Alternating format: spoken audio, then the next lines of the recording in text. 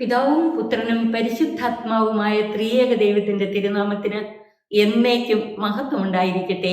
ആമേൻ. കർത്താവിനാൽ ഏറ്റവും അനുഗ്രഹിക്കപ്പെട്ട പ്രിയ സഹോദരങ്ങളെ, ഇന്ന് നമ്മൾ ധ്യാന പഠന വിഷയമാക്കുന്നത് അപ്പോസ്തല പ്രവർത്തനം 10 മുതൽ 12 വരെയുള്ള അധ്യായങ്ങൾ. 10ാം അധ്യായത്തിൽ 4 പ്രധാനപ്പെട്ട കാര്യങ്ങളാണ് നമ്മൾ കാണുന്നത്. ഒന്നാമത് കൊർണേലിയോസിന്റെ മാനസാന്തരം. 2 പത്രോസിനുണ്ടായ ദർശനം.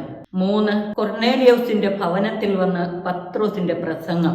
4 വിജാതിയർ പരിശുദ്ധാത്മാവിനെ പ്രാപിക്കുന്നതും അവർക്ക് സ്നാനം നൽകുന്നതും. ഇങ്ങനെ 4 പ്രധാനപ്പെട്ട കാര്യങ്ങളാണ് 10ാം അധ്യായത്തിൽ നമ്മൾ കാണുന്നത്. അതിൽ ആദ്യം കൊർണേലിയോസിന്റെ മാനസാന്തരത്തെ കുറിച്ച് നമുക്ക് മനസ്സിലാക്കാം. കൊർണേലിയോസ് ഒരു വിജാതീയനാണ്. അദ്ദേഹം സൈന്യ വിഭാഗത്തിലെ ശതാധിപനായിരുന്നു. അവനും കുടുംബവും ദൈവഭക്തിയുള്ളവരായിരുന്നു എന്നാണ് അപ്പോസ്തല പ്രവർത്തനം 10:2 പറയുന്നത്. അവനും കുടുംബവും ദൈവഭയവും ഭക്തിയുമുള്ളവരായിരുന്നു. അവൻ ജനങ്ങൾക്ക് ഉദാരമായ ദാനധർമ്മം ചെയ്യുകയും ദൈവത്തോട് നിരന്തരം പ്രാർത്ഥിക്കുകയും ചെയ്തിരുന്നു. ഈ കൊർണേലിയോസിന്റെ മറ്റൊരു പ്രത്യേകത, അവനൊരു വിജാതീയനായിരുന്നെങ്കിലും യഹൂദരോട് അനുഭാവമുണ്ടായിരുന്നു. ഒരു ദിവസം ഏതാണ്ട് 9ാം മണിക്കൂറിൽ കൊർണേലിയോസ് എന്ന് വിളിച്ചുകൊണ്ട് ഒരു ദൈവദൂതൻ അവന് പ്രത്യക്ഷപ്പെട്ടു. ദർശനത്തിൽ ആ ദൂതനെ വ്യക്തമായി കണ്ടു കഴിഞ്ഞപ്പോൾ അവൻ ഭയവിഹ്വലനായി ഉറ്റുനോക്കിക്കൊണ്ട് ചോദിച്ചു, പ്രഭോ, ഇതെന്താണ്? ദൂതൻ പറഞ്ഞു, നിന്റെ പ്രാർത്ഥനകളും ദാനധർമ്മങ്ങളും ദൈവസന്നിധിയിൽ നിന്നെ അനുസ്മരിപ്പിച്ചിരിക്കുന്നു. ദൈവം നിന്നെ അനുസ്മരിച്ചിരിക്കുന്നു. യോപ്പായിലേക്ക് ആളയച്ച് പത്രോസ് എന്ന് വിളിക്കപ്പെടുന്ന ശിമയോനെ വരുത്തുക. അവൻ കടൽ തീരത്ത് താമസിക്കുന്ന തുകൽ പണിക്കാരനായ ശിമയോന്റെ വീട്ടിലുണ്ട്. പത്രോസ് എന്ന് വിളിക്കപ്പെടുന്ന ശിമയോനെ കടൽ തീരത്ത് താമസിക്കുന്ന തുകൽ പണിക്കാരനായ ശിമയോന്റെ വീട്ടിൽ പോയി അന്വേഷിക്കുക.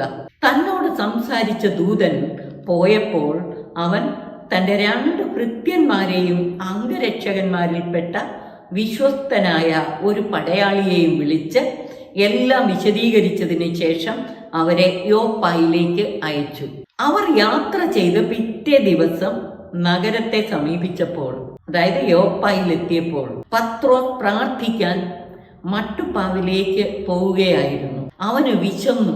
എന്തെങ്കിലും ഭക്ഷിക്കണമെന്ന് തോന്നി. അവൻ ഭക്ഷണം തയ്യാറാക്കിക്കൊണ്ടിരുന്നപ്പോൾ അവന് ഒരു ദിവ്യ അനുഭൂതി ഉണ്ടായി. സ്വർഗം തുറന്നിരിക്കുന്നതും വലിയ വിരിപ്പ് പോലെ ഉള്ള ഒരു പാത്രം 4 കോണുകളിലും പിടിച്ച് ഭൂമിയിലേക്ക് ഇറക്കപ്പെടുന്നതും അവൻ കണ്ടു. ഭൂമിയിലെ എല്ലാ തരം നാൽക്കാലികളും ഇഴജന്തുക്കളും ആകാശ പറവകളും അതിലുണ്ടായിരുന്നു. ഇതോടൊപ്പം അവൻ ഒരു സ്വരവും കേട്ടു, പത്രോസേ, എഴുന്നേൽക്കുക, നീ ഇവയെ കൊന്ന് ഭക്ഷിക്കുക. അത് കേട്ടപ്പോൾ പത്രോസ് പറഞ്ഞു, കർത്താവേ, ഒരിക്കലുമില്ല. ഞാൻ മലിനമായതോ അശുദ്ധമായതോ ആയ ഒന്നും ഭക്ഷിച്ചിട്ടില്ല ഇന്നുവരെ. പത്രോസേ, എഴുന്നേൽക്കുക, നീ ഇവയെ കൊന്നു ഭക്ഷിക്കുക എന്ന സ്വരം 2ാമതും അവൻ കേട്ടു. അപ്പോൾ 2ാമതും അവൻ ഇത് തന്നെ പറഞ്ഞു. അപ്പോഴേക്ക് ദൈവത്തിന്റെ സ്വരം കേട്ടു, ദൈവം വിശുദ്ധീകരിച്ചവ മലിനമെന്ന് നീ കണക്കാക്കരുത്. ദൈവം വിശുദ്ധീകരിച്ചവ മലിനമെന്ന് നീ കണക്കാക്കരുത്. 3 പ്രാവശ്യം ഇങ്ങനെ സംഭവിച്ചു. 3 പ്രാവശ്യവും ഇത് സംഭവിച്ചു കഴിഞ്ഞ് ഉടൻ തന്നെ പാത്രം ആകാശത്തിലേക്ക് എടുക്കപ്പെടുകയും ചെയ്തു.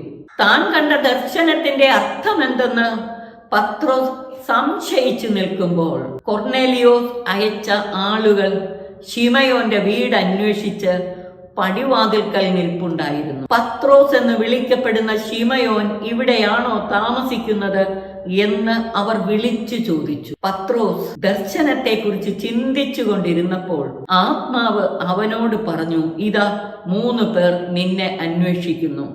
അവർ വിളിച്ചു ചോദിച്ച സ്വരം പത്രോസ് കേട്ടില്ല. പക്ഷേ ആ ആത്മീയ ദിവ്യ അനുഭൂതിയിൽ ദൈവത്തിന്റെ സ്വരം അവൻ കേട്ടു, ഇതാ നിന്നെ അന്വേഷിച്ച് 3 പേർ വന്നു നിൽക്കുന്നു. എഴുന്നേറ്റ് താഴേക്ക് ചെല്ലുക, ഒന്നും സംശയിക്കാതെ അവരോടൊപ്പം പോവുക, എന്തെന്നാൽ ഞാനാണ് അവരെ അയച്ചിരിക്കുന്നത്. പത്രോസ് താഴെ വന്ന് അവരോട് പറഞ്ഞു, നിങ്ങൾ അന്വേഷിക്കുന്ന ആൾ ഞാൻ തന്നെ. നിങ്ങൾ വന്നതിന്റെ ഉദ്ദേശം എന്താണ്?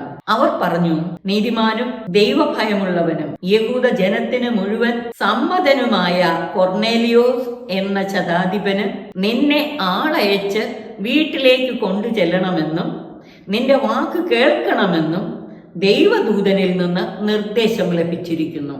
അങ്ങനെ ഞങ്ങൾ വന്നിരിക്കുന്നു എന്നവർ പത്രോസിനോട് പറഞ്ഞു. അവൻ അവരെ അകത്തേക്ക് വിളിച്ച് അന്ന് അവിടെ താമസിച്ചു. അടുത്ത ദിവസം അവൻ അവരോടൊപ്പം പുറപ്പെട്ടു. യോപ്പായിൽ നിന്നുള്ള ചില സഹോദരന്മാരും അവനെ അനുയാത്ര ചെയ്തു. പിറ്റേ ദിവസം അവൻ കെസേരിയയിലെത്തി. കൊർന്നേലിയോ തന്റെ ബന്ധുക്കളെയും അടുത്ത സുഹൃത്തുക്കളെയും വിളിച്ചുകൂട്ടി അവരുടെ വരവ് പ്രതീക്ഷിച്ചിരിക്കുക.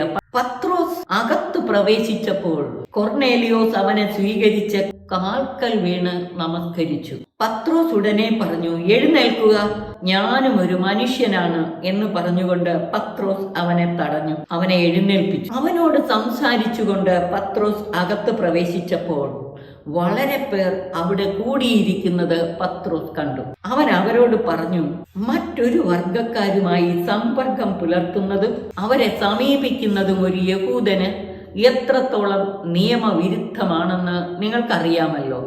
എന്നാൽ ഒരു മനുഷ്യനെയും ഹീനജാതിക്കാരനെന്നോ അശുദ്ധനെന്നോ വിളിക്കരുതെന്ന് ദൈവം എനിക്ക് കാണിച്ചു തന്നിരിക്കുന്നു. അതിനാൽ നിങ്ങൾ എനിക്ക് ആളയച്ചപ്പോൾ യാതൊരു മടിയും കൂടാതെ ഞാൻ വരികയാണ് ചെയ്തത്. എന്തിനാണ് നിങ്ങൾ എനിക്ക് ആളയച്ചതെന്ന് പറയുവിൻ.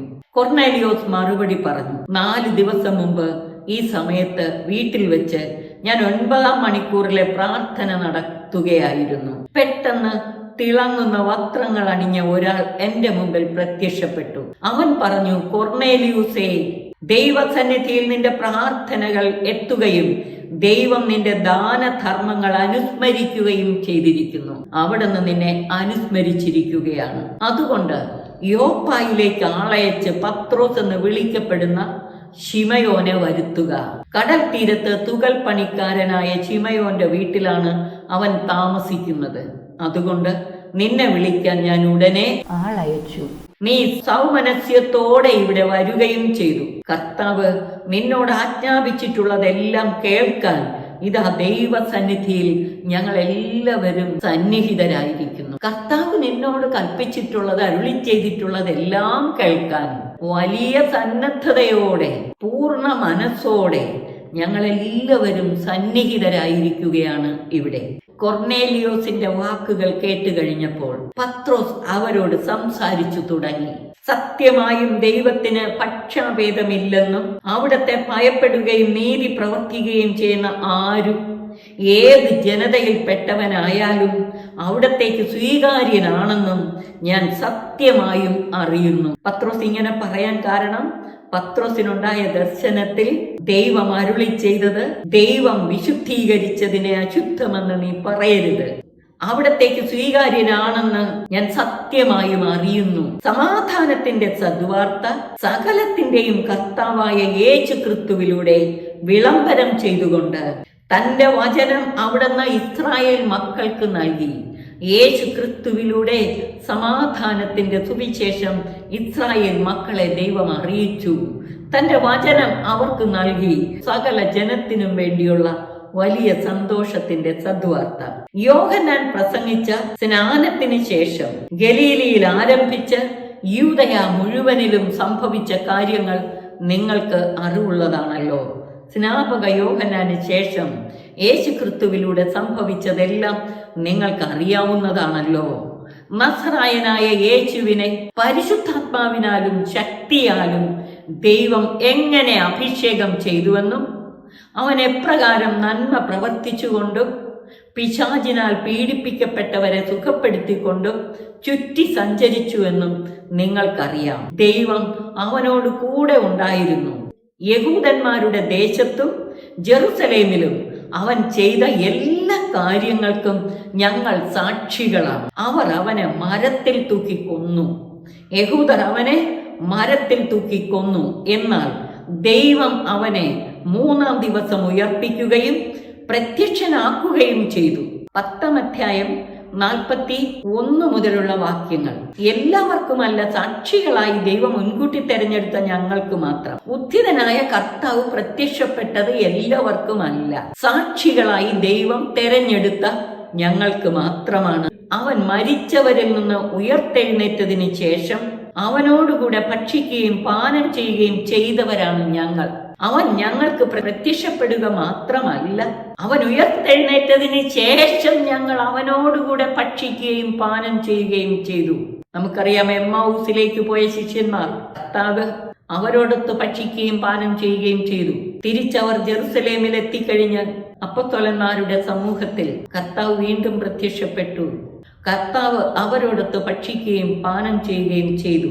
42-ാം വാക്യം, ജീവിച്ചിരിക്കുന്നവരുടെയും മരിച്ചവരുടെയും വിധികർത്താവായി ദൈവം നിയോഗിച്ചിരിക്കുന്നവൻ അവനാണെന്ന് ജനങ്ങളോട് പ്രസംഗിക്കാനും സാക്ഷ്യം നൽകാനും കർത്താവ് ഞങ്ങൾക്ക് കൽപ്പന നൽകിയിരിക്കുന്നു. ജീവിച്ചിരിക്കുന്നവരുടെയും മരിച്ചവരുടെയും വിധികർത്താവായി അവനെയാണ് ദൈവം നിയോഗിച്ചിരിക്കുന്നത്. അവനിൽ വിശ്വസിക്കുന്ന എല്ലാവരും അവന്റെ നാമം വഴി പാപമോചനം നേടുമെന്ന് പ്രവാചകന്മാർ അവനെക്കുറിച്ച് മുൻകൂട്ടി അറിയിച്ചിട്ടുണ്ട്.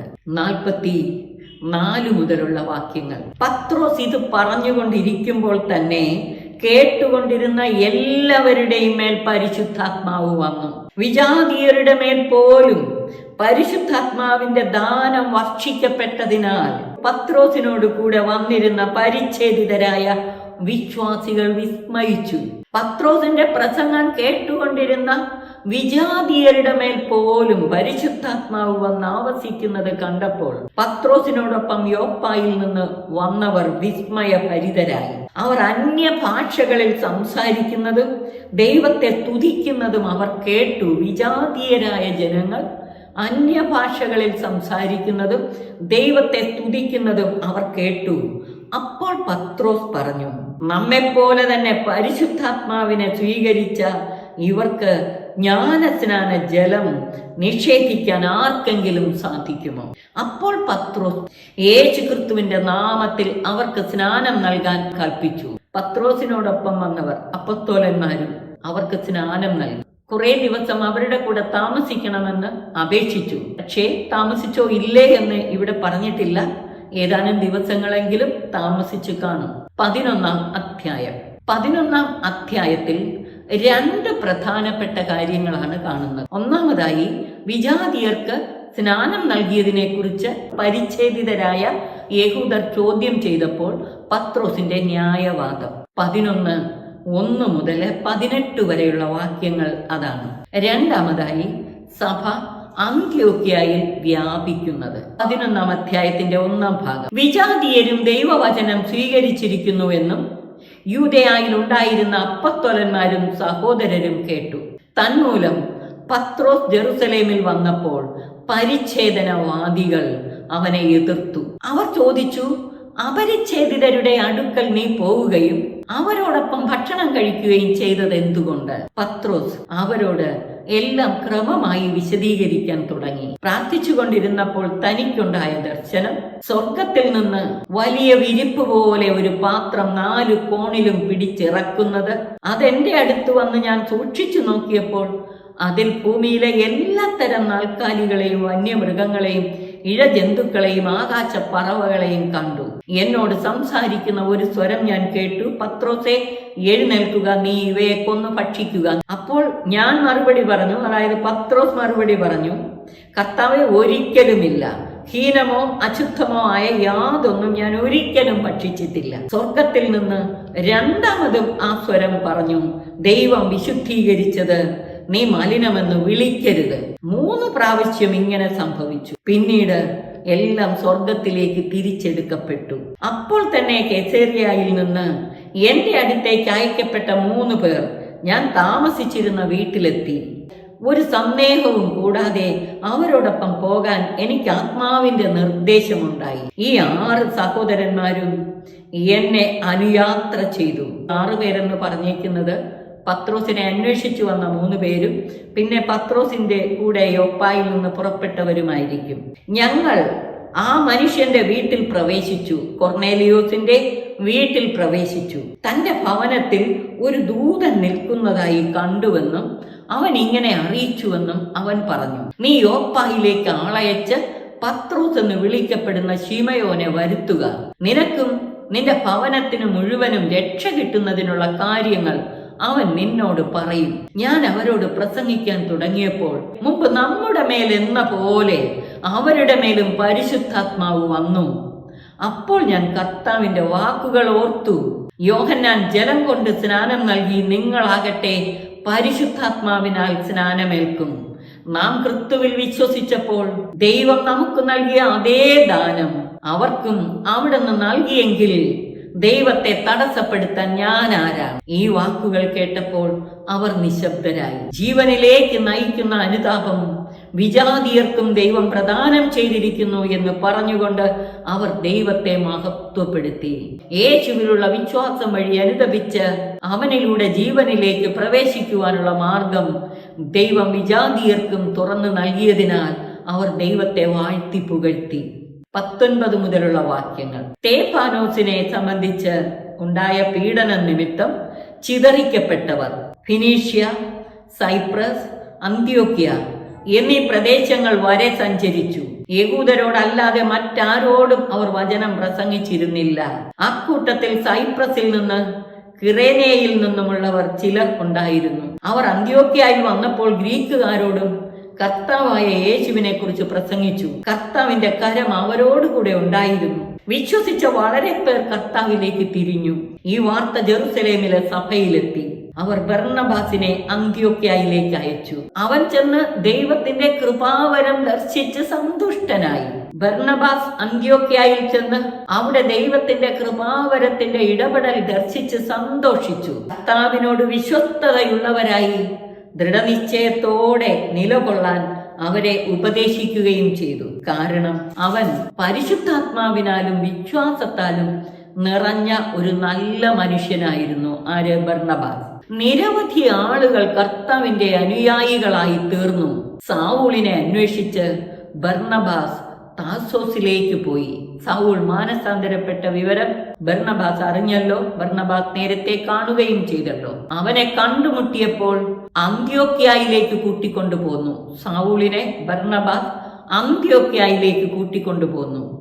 1 വർഷം മുഴുവൻ അവർ അവിടത്തെ സഭാ സമ്മേളനങ്ങളിൽ പങ്കെടുക്കുകയും വളരെ പേരെ പഠിപ്പിക്കുകയും ചെയ്തു. അന്ത്യോക്യയിൽ വെച്ചാണ് ശിഷ്യന്മാർ ആദ്യമായി ക്രിസ്ത്യാനികൾ എന്ന് വിളിക്കപ്പെട്ടത്. 27 മുതലുള്ള വാക്യങ്ങൾ.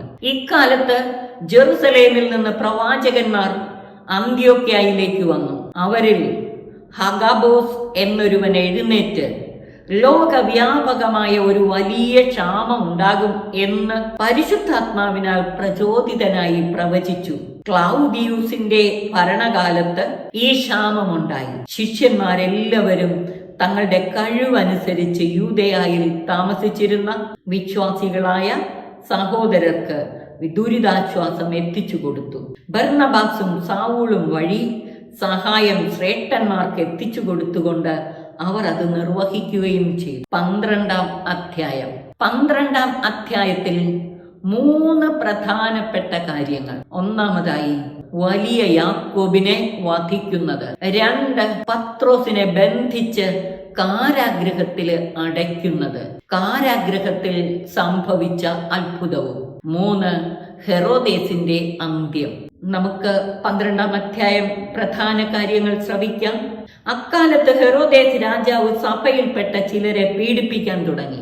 അവൻ യോഹന്നാന്റെ സഹോദരനായ യാക്കോബിനെ വാളിനിരയാക്കി. അപ്പോസ്തലന്മാരുടെ ഇടയിൽ 2 യാക്കോബുമാരുണ്ടായിരുന്നു. വലിയ യാക്കോബ് എന്നാണ് യോഹന്നാന്റെ സഹോദരനായ യാക്കോബിനെ അറിയപ്പെട്ടിരുന്നത്. ചെറിയ യാക്കോബ് ഹെൽപ്പയുടെ പുത്രനായ യാക്കോബാണ്.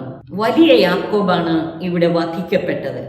യാക്കോബിനെ വധിച്ചത് യഹൂദരെ സന്തോഷിപ്പിച്ചു എന്ന് ഹെറോദേസിന് മനസ്സിലായി. അതുകൊണ്ട് അവൻ പത്രോസിനെയും ബന്ധനസ്ഥനാക്കാൻ ശ്രമിച്ചു. അത് പുളിപ്പില്ലാത്ത അപ്പത്തിന്റെ ദിവസങ്ങളായിരുന്നു. അതുകൊണ്ട് അവനെ കാരാഗ്രഹത്തിൽ അടച്ചതിന് ശേഷം 4 ഭടന്മാർ വീതമുള്ള 4 സംഘങ്ങളെ അവൻ കാവലിന് നിയോഗിച്ചു. പത്രോസിനെ ബന്ധിക്കാനും വധിക്കാനും ഹെരോദേസ് ആഗ്രഹിച്ചു. യഹൂദരെ പ്രീതിപ്പെടുത്താൻ വേണ്ടിയാണ്. പക്ഷേ പുളിപ്പില്ലാത്ത അപ്പത്തിന്റെ ദിവസങ്ങളായതുകൊണ്ട് അവനെ അപ്പോൾ വധിക്കാനാകില്ലല്ലോ. അതുകൊണ്ട് ബന്ധനസ്ഥനാക്കി കാരാഗ്രഹത്തിൽ അടച്ചു. 4 പേർ വീതമുള്ള 4 സംഘങ്ങളെ കാവലേർപ്പെടുത്തുകയും ചെയ്തു. പെസഹ കഴിയുമ്പോൾ അവനെ ജനത്തിന്റെ മുമ്പിൽ കൊണ്ടുവരാമെന്നായിരുന്നു അവന്റെ ഉദ്ദേശം. അങ്ങനെ പത്രോസ് കാരാഗ്രഹത്തിൽ സൂക്ഷിക്കപ്പെട്ടു. സഭ അവനു വേണ്ടി തീക്ഷ്ണമായി പ്രാർത്ഥിച്ചുകൊണ്ടിരുന്നു. 6 മുതലുള്ള വാക്യങ്ങൾ. പരസ്യ വിചാരണയ്ക്ക് പുറത്തു കൊണ്ടുവരാൻ ഹെരോദേസ് ഉദ്ദേശിച്ചിരുന്നതിന്റെ തലേ രാത്രി പത്രോസ് 2 ചങ്ങലകളാൽ ബന്ധിതനായി 2 പടയാളികളുടെ മധ്യേ ഉറങ്ങുകയായിരുന്നു. പട്ടാളക്കാർ കാരാഗ്രഹവാതിൽക്കൽ കാവൽ നിൽക്കുന്നുമുണ്ടായിരുന്നു. പെട്ടെന്ന് കർത്താവിന്റെ ഒരു ദൂതൻ പ്രത്യക്ഷനായി. ആ മുറിയാകെ പ്രകാശം നിറഞ്ഞു. അവൻ പത്രോസിന്റെ പാർശ്വത്തിൽ തട്ടി ഉണർത്തിക്കൊണ്ട് പറഞ്ഞു, വേഗം എഴുന്നേൽക്കൂ. അപ്പോൾ അവന്റെ കൈകളിൽ നിന്ന് ചങ്ങലകൾ താഴെ വീണു. ദൂതൻ അവനോട് പറഞ്ഞു, നീ അരമുറുക്കി പാദരക്ഷകൾ അണിയുക. അവൻ അങ്ങനെ ചെയ്തു. ദൂതൻ വീണ്ടും പറഞ്ഞു, മേലങ്കി ധരിച്ചുകൊണ്ട് എന്റെ പിന്നാലെ വരിക. അവൻ പുറത്തിറങ്ങി ദൂതനെ അനുഗമിച്ചു.